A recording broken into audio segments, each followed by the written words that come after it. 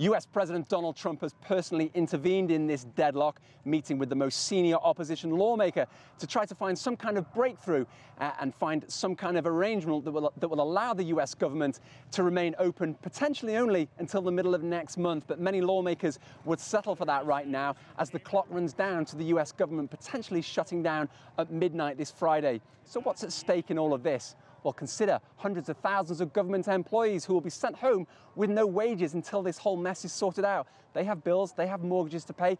The business of government will, of course, grind to a halt as well.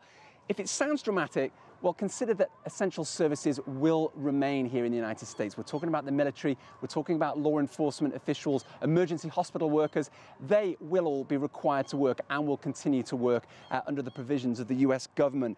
But consider the optics for US President Donald Trump, a Republican president who has control of Congress. That's both the upper and lower house. This would be the first time ever that a government shutdown happened with Congress controlled by one party, and yet opponents will be saying that they can't even keep government open. So where does US President Donald Trump stand on all of this? Well, he said he'll postpone his regular trip to his Florida retreat if things don't work out. And a little earlier this Friday, his office budget manager defended the president, saying he's doing everything he can to keep the government open. The president is actively working right now to try to prevent a shutdown.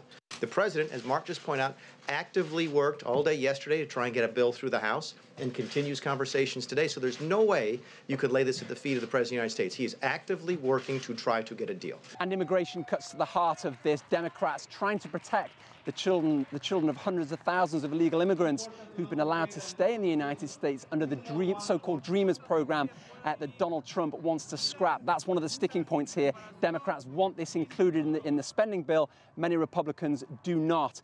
President Trump only has so much power in all of this. It's the US Congress which holds the power of the purse in the United States, not the president. So his influence on all of this has limitations, but he is now personally involved as the clock runs down on the US government potentially shutting down for the first time since 2013.